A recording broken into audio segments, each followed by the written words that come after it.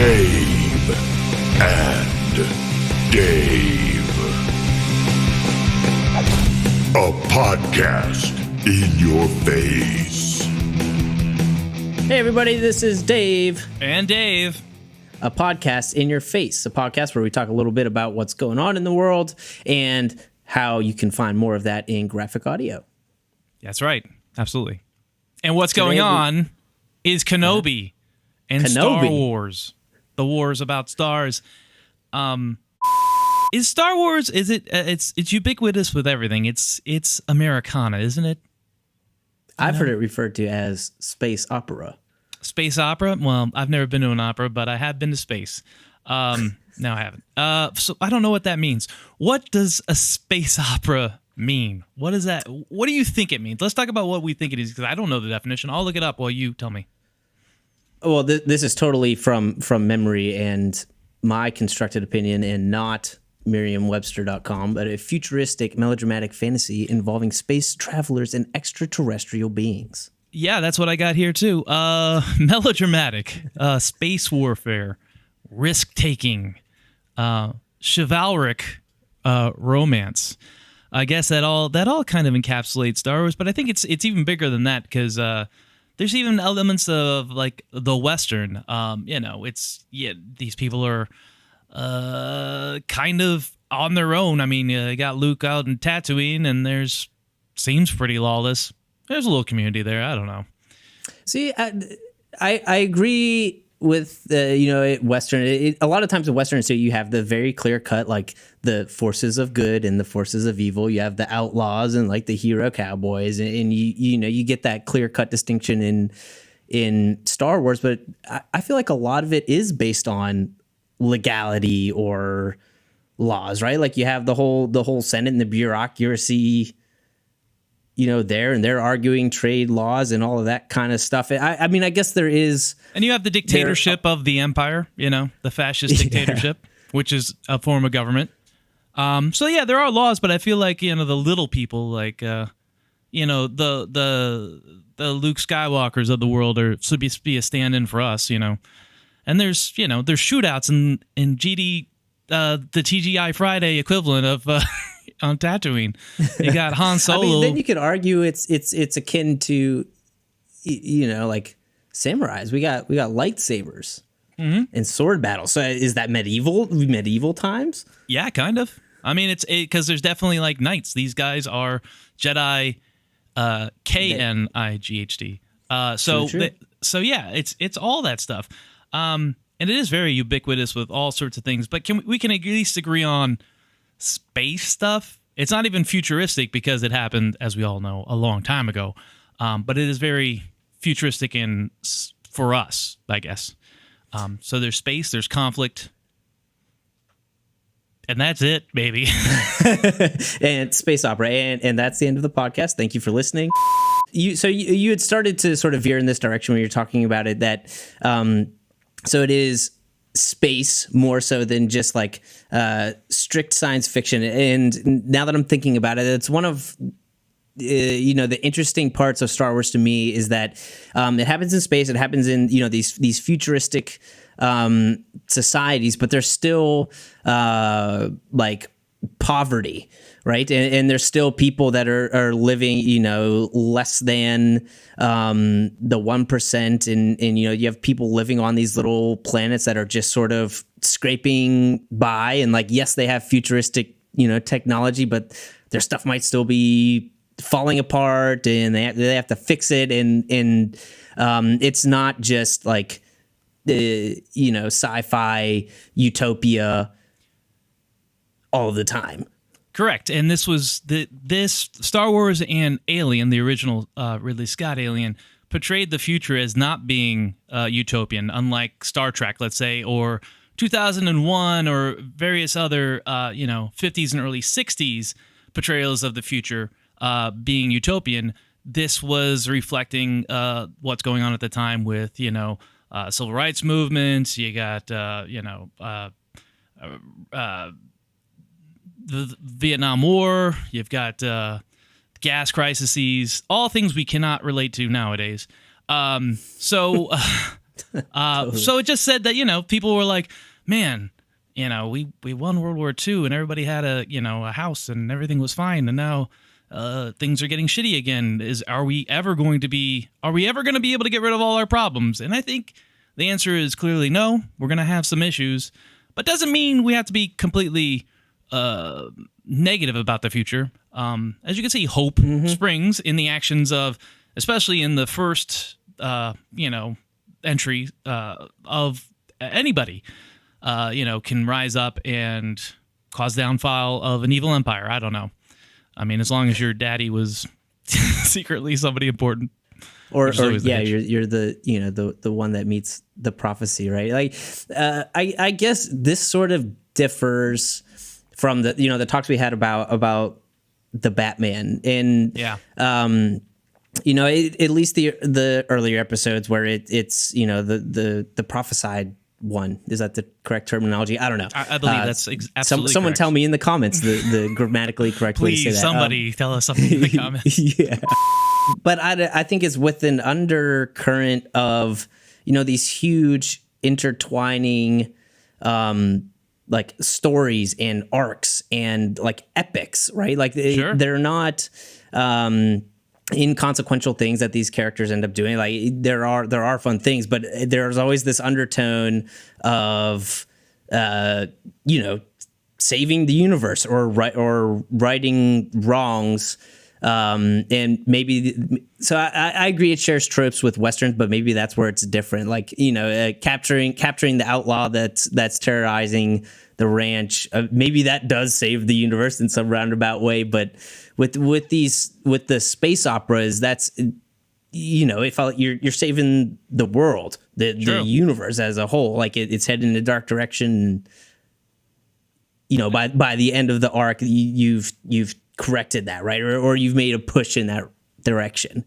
Sure, and absolutely. And but I could totally see like the train heist, like where you got a whole bunch of dudes riding horses to try to catch up to a train, and then jumping on a train and then having a fight. Similarly to like what was it? The Last Crusade, the third Indiana Jones movie. That kind of same kind of like high adventure. I think it's just, you're right. The setting is different, being futuristic or space aged, but also, yes, it has these melodramatic, these huge things. It's not like, yes, I need to save the ranch, or I need to, bring law to this little town. We got to save the universe from a giant space gun. That's, it is melodramatic, but that is part of the space operas. Definitely part of their appeal. It's true. I just feel like, and I don't know, I'm thinking back to my memories watching it, like, as a kid. And I don't know if I picked up on it then, but I think in subsequent watches and explorations of the story, like the message of hope is a big part of it. And that it is sort of, dark and bleak at times. And there are characters that bring, fun and life. And I guess they're sort of like a beacon of there can still be, good things in these worlds, right? True. And oftentimes that is friendship or, companions that you meet along the way.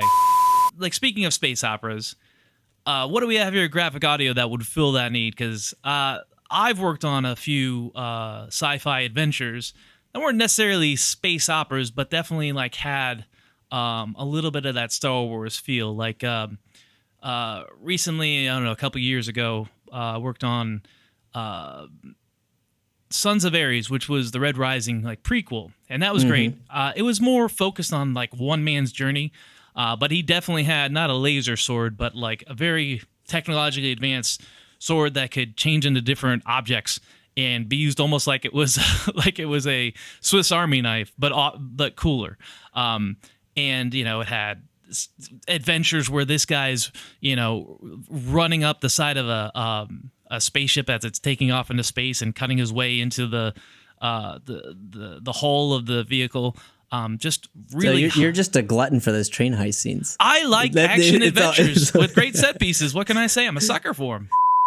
We have a couple other titles as well. I mean, there's the Wasted Space, which is our adaptation of the comic series from Vault. And that's space opera.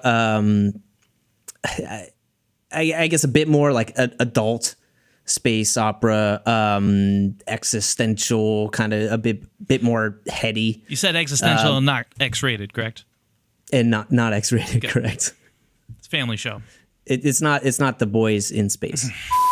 What else do we have? We have Vada's War, which is another space opera-esque.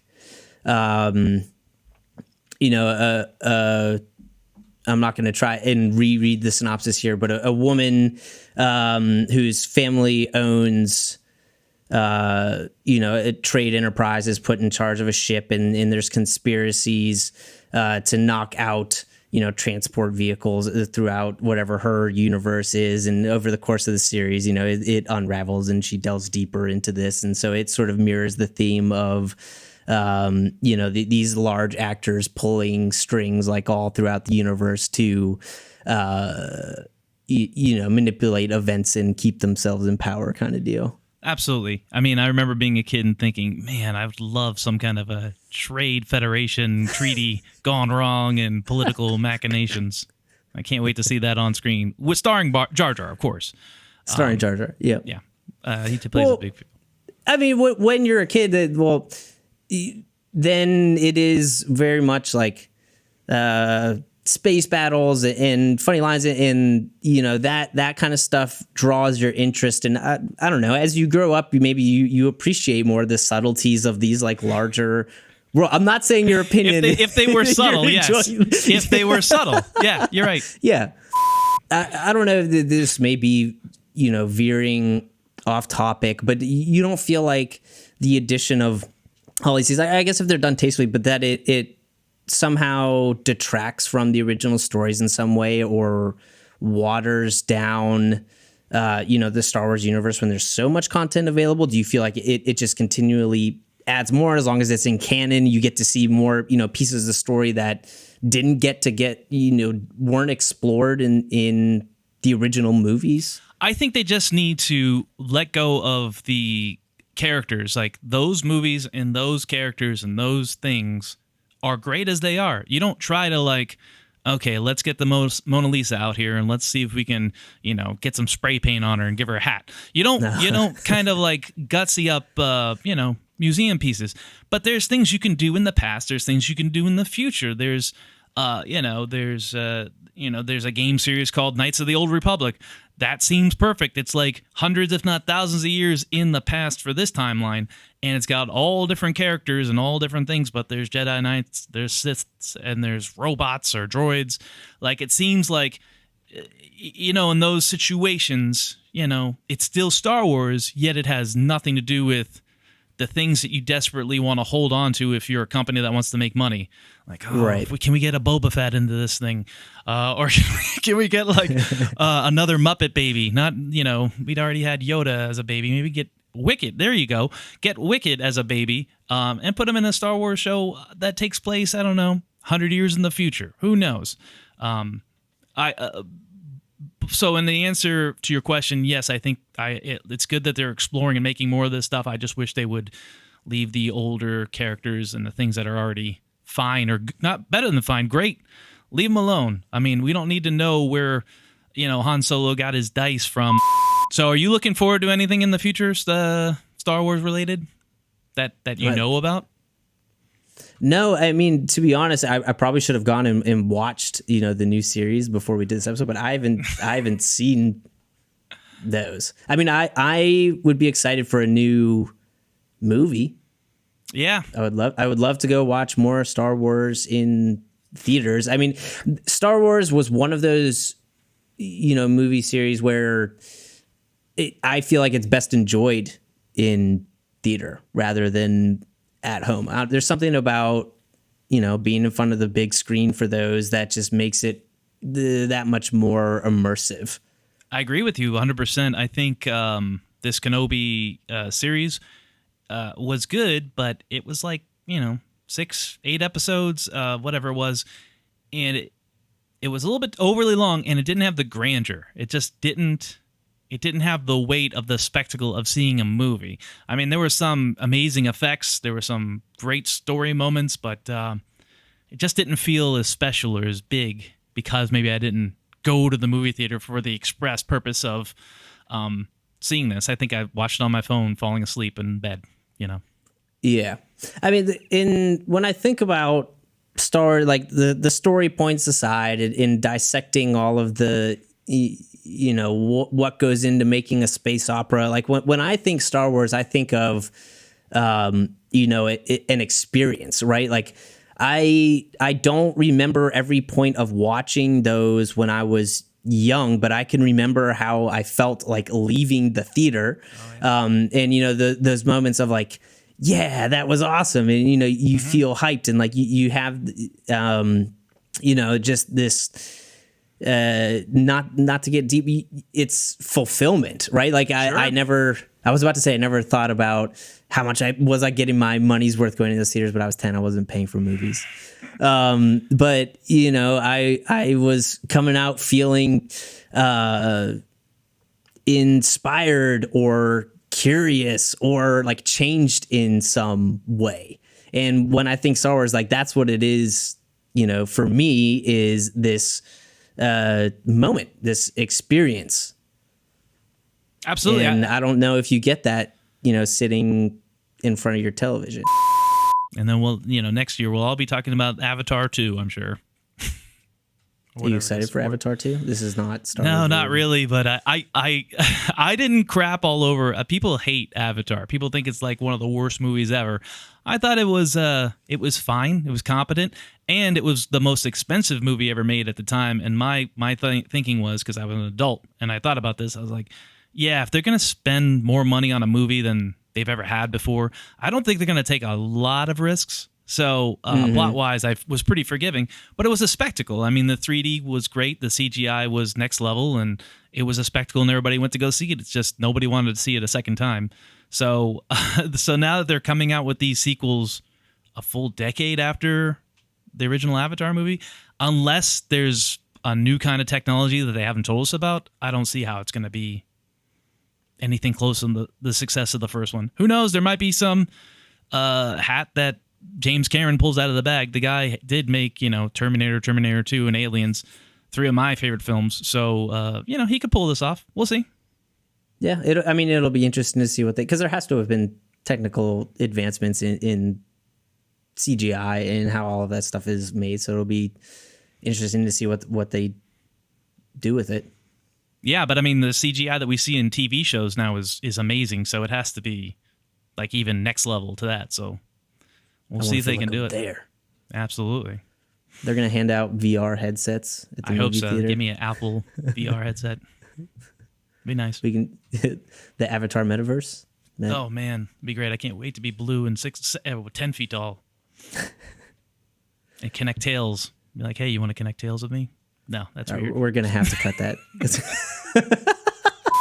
All right, guys. On that happy note, I think we're gonna peace out. Thanks everyone for listening, and be well. All right, take care, guys. Hey everybody, it's Dave from Dave and Dave. Thanks for listening. We have a lot of awesome shows lined up for you, so make sure to follow us on Twitter and Instagram at GraphicAudio to get the latest episodes. If you're new to GA, you can use the code GADAVE2. That's GADAVE and then the number 2 for 5% off of your first purchase on top of any other sales. Thanks again for listening. Be well.